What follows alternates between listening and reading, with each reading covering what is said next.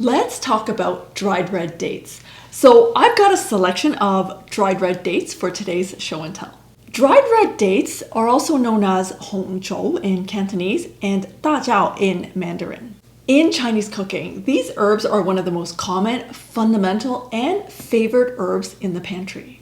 These are considered a super tonic food because they're powerfully beneficial, yet gentle, and safe for long-term use.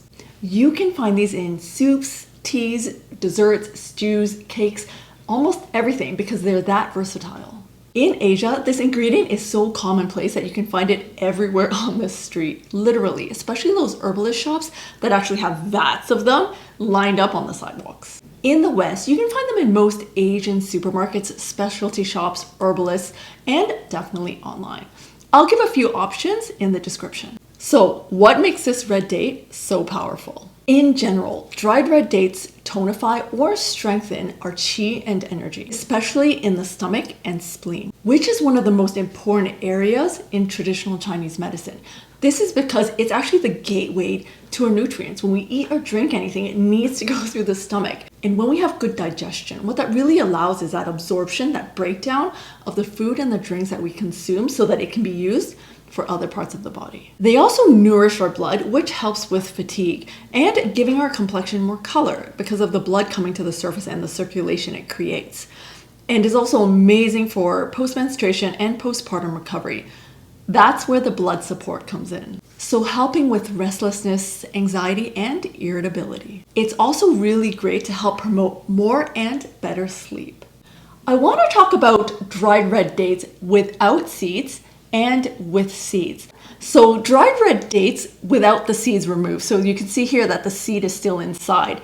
This is known to be more fiery. And so I remember being in Hong Kong all the time and buying this from the supermarket or from the herbalist or from the vendor. And they'll always tell me, cut the seed out, it's really fiery, or chou in Cantonese. And this is because the seed inside can easily be too hot or too vigorous versus its more gentler flesh counterparts. This can be too warm for people that have too much heat inside or have hot constitutions. For most Chinese cooking and recipes, we will remove the seeds for soups and teas. However, I have seen the seeds kept in some of the ginseng chicken recipes in Korean cuisine. So what am I looking for when I'm buying dried red dates? I'm looking for appearance. Plump, thick-fleshed, with a deep red wine color. These are the best. I'm also feeling texture. Dry, but not brittle or overly sticky. I'll also smell them. Is it sweet, somewhat fragrant? That's what you want in a high quality product. And finally, whether they're pitted or not. My first choice is going to be these halved ones that already have their seeds removed. And this is because I can control the portions better, whether I'm using a half or whole red date. But also, I will also buy these ones that have been pitted, but they're still whole. And so these two will always be my first choice because of the seeds being removed. However, you can also buy the ones with the seeds like this. And I tend to buy ones that are softer. Like, see how this is like really plump and pliable?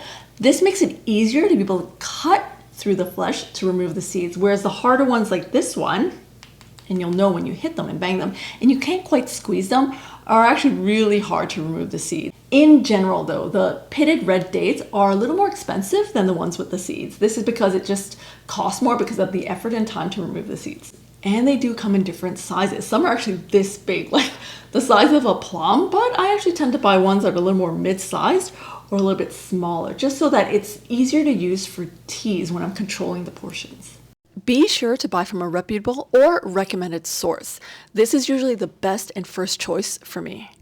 The most common tea recipe that you use dried red dates for is usually paired with dried goji berries and dried longans.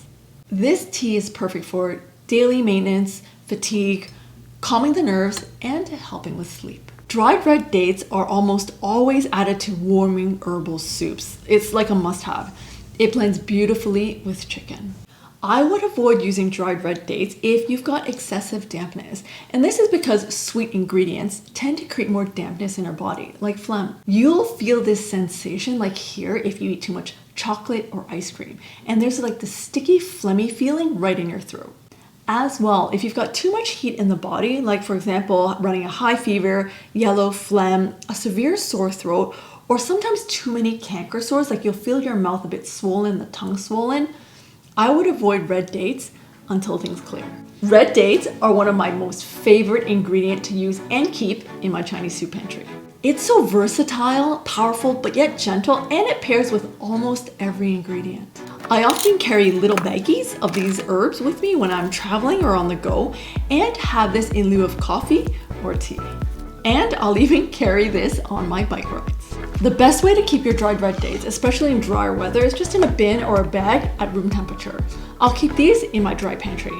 However, in more humid weather, for example in Hong Kong, I was keeping my dried red dates, especially the ones that are more moist, in the fridge. This just helps with keeping the longevity of the product and preventing mold. If you have any questions or thoughts or recipe ideas, just leave them in the comments below. Happy soup or tea making with red dates, and I'll see you next time.